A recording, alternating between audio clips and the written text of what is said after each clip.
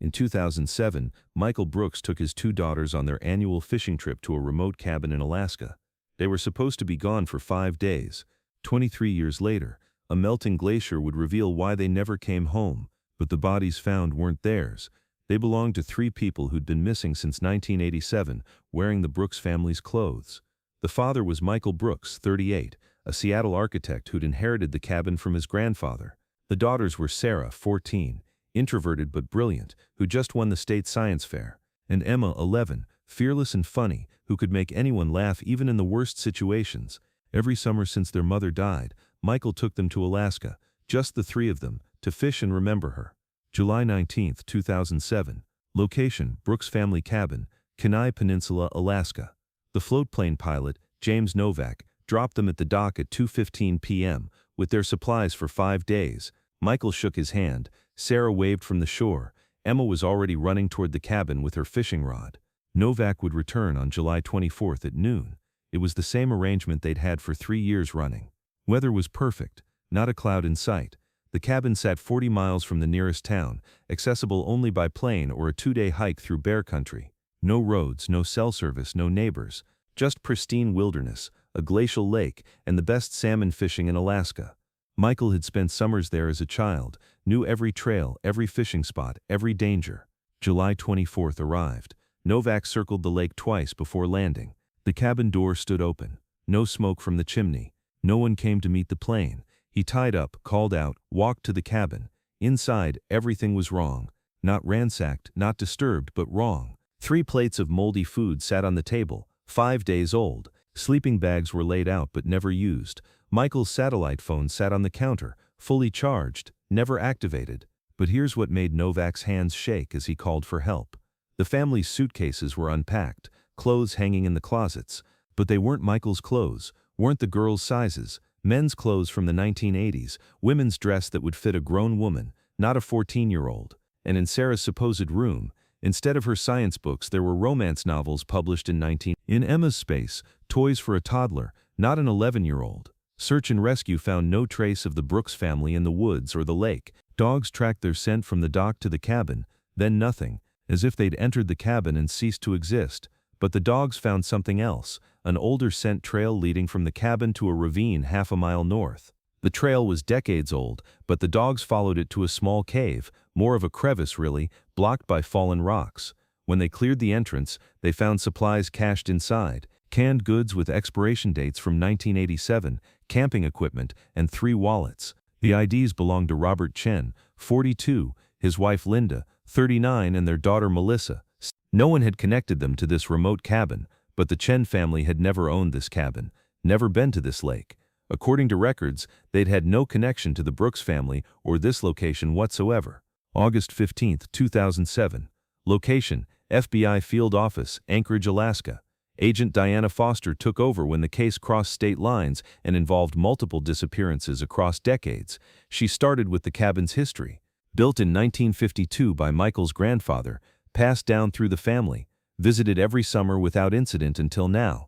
But something nagged at her about the 1987 date. The cabin's guest book went back to 1952. Every visitor had signed it, a family tradition. Foster found Michael's grandfather's entries, Michael's father's entries, young Michael's childhood signatures. Then she found it. August 1987. 3 names in unfamiliar handwriting: Robert, Linda, and Melissa Chen. Thank you for the hospitality. But Michael's family hadn't been to the cabin that August. They'd been in Seattle for a funeral. Someone else had been using their cabin, someone who'd brought the Chen family there. The handwriting didn't match any Brooks family member, but it did match something else, a ranger's report from 1987 about abandoned camping equipment found near the glacier, including a journal. The journal belonged to Thomas Garrett, a wilderness guide who'd been suspected in several disappearances but never charged. Garrett had died in prison in 2003, serving time for an unrelated assault, but his son David Garrett had visited him every month until his death. David Garrett, who now worked as a floatplane pilot in Alaska. David Garrett, whose employee records showed he'd been off work the week the Brooks family disappeared. Here's where the investigation took its darkest turn. David Garrett had been 8 years old in 1987 when his father brought the Chen family to the Brooks cabin. In therapy records subpoenaed from his childhood psychologist, David had described watching his father make people go away and being forced to help clean up after. He'd drawn pictures of a cabin by a lake, 3 people lying very still, and a small boy crying. When agents found David Garrett, he was living under the name James Sullivan in Oregon, working as a grief counselor. The irony wasn't lost on investigators. He didn't resist arrest, seemed almost relieved. Over 43 hours of interrogation, he told them everything. His father had been taking families to remote locations since the early 1980s, robbing and killing them, using their identities to access their bank accounts. The Brooks cabin had been a perfect location, discovered by accident, used without the owner's knowledge. Thomas had brought the Chens there in 1987, but something had gone wrong. They'd fought back. In the struggle, Thomas had been injured, forced to leave the bodies hidden hastily. But here's the twist that no one saw coming. David hadn't killed the Brooks family. He'd saved them, or tried to. He'd learned Michael was planning to visit the same cabin, recognized the danger, flew there to warn them. But when he'd arrived, he found something impossible. The Brooks family was already gone, but the cabin was occupied by 3 people who looked exactly like the Chen family from 1987. Same ages, same clothes, same mannerisms. But the Chens had been dead for 20 years. David had fled in terror, convinced he was losing his mind. He'd spent 3 years in psychiatric care, diagnosed with trauma-induced psychosis, but the security footage from his float plane proved he was telling the truth. 3 people had been at the cabin when he arrived. They weren't the Brooks family, and facial recognition couldn't identify them.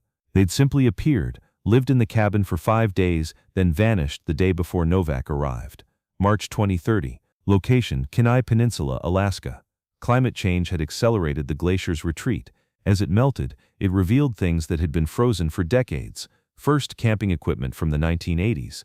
Then, personal effects. Finally, bodies. 3 bodies, preserved in ice, wearing clothes that matched what the Brooks family had packed for their trip. But DNA testing revealed these were the Chen family, missing since 1987. They'd been moved. Someone had taken them from wherever Thomas Garrett had hidden them, dressed them in the Brooks clothes, and placed them where the glacier would eventually reveal them. The positioning was deliberate, ritualistic. They were arranged as if sitting around a campfire, holding fishing rods, facing the lake. But if these were the Chens in Brooks clothing, where were the Brooks? And who were the 3 people David Garrett had seen at the cabin? June 2030. Location: Seattle, Washington. A woman walked into a police station claiming to be Sarah Brooks. She was 37 years old, had been living as Sarah Mitchell in Canada since 2007. She said her father had told them they were in witness protection, that bad people were after them, that they could never go home. She'd believed him until she'd seen a news report about the bodies found in Alaska. DNA confirmed her identity. Her father and sister were alive, living in British Columbia as Michael and Emma Mitchell. When questioned, Michael Brooks broke down completely. He told a story that investigators still struggle to believe, despite the evidence supporting it. On their second day at the cabin in 2007, Michael had woken to find 3 strangers in their home. Not threatening, just there cooking breakfast, acting like they belonged. They looked normal, but something was wrong. They spoke in accents that didn't exist, referenced events that never happened, wore clothes that matched the 1980s. When Michael confronted them, they looked through him like he wasn't there. Terrified, he'd grabbed his daughters and fled into the woods. They'd hidden for 2 days, watching the cabin. The strangers lived their routine, went fishing, cooked meals, but never acknowledged the Brooks family's belongings or presence. On the 3rd night, Michael had seen something that made him run. The strangers had walked to the exact spot where the Chens were buried, though no one alive should have known the location, and stood there for hours, completely still, facing the ground. Michael had hiked out with his daughters, a brutal journey that nearly killed them. He'd convinced them it was a game, an adventure, later told them they were in danger. He'd created new identities, moved to Canada, spent 23 years looking over his shoulder. He'd never reported it because he didn't think anyone would believe him. Who would believe that 3 dead people had come back to reclaim their last days? The investigation reached an impasse. The Brooks family was alive. The Chen family was dead. David Garrett was in psychiatric prison. But the 3 people on the security footage from 2007 remained unidentified. No DNA, no fingerprints, no trace they'd ever existed except for 5 seconds of grainy video and David Garrett's testimony. Epilogue: present day. The Brooks cabin was demolished in 2031, the land returned to wilderness. Sarah Brooks, now Dr. Sarah Mitchell, specializes in trauma psychology, helping families of missing persons. Emma Brooks became a search and rescue pilot in Alaska, secretly searching for answers to what they saw that day. Michael Brooks died in 2032, taking with him the full truth of what happened at the cabin. In his final days, delirious with fever, he kept repeating, "They weren't ghosts, they weren't alive, they were something else, they were waiting." The FBI file remains open. Every summer, on July 19th, rangers report strange activity at the lake, lights in a cabin that no longer exists, voices of people who've been dead for decades, and sometimes, just sometimes, three figures fishing from the dock, patient and still, as if they have all the time in the world. Because perhaps they do. Perhaps some places hold trauma so deeply that time itself gets confused. Perhaps the Chen family never really left. Perhaps the Brooks family never really arrived. Perhaps in that remote Alaskan wilderness, 1987 and 2007 exist simultaneously, two tragedies overlapping, creating something that shouldn't exist but does. The glacier continues to melt. Rangers wonder what else it will reveal. And in British Columbia, Emma Brooks still wakes from nightmares, where three strangers stand at the foot of her bed, wearing her family's clothes, speaking in her family's voices, but with eyes that belong to the dead.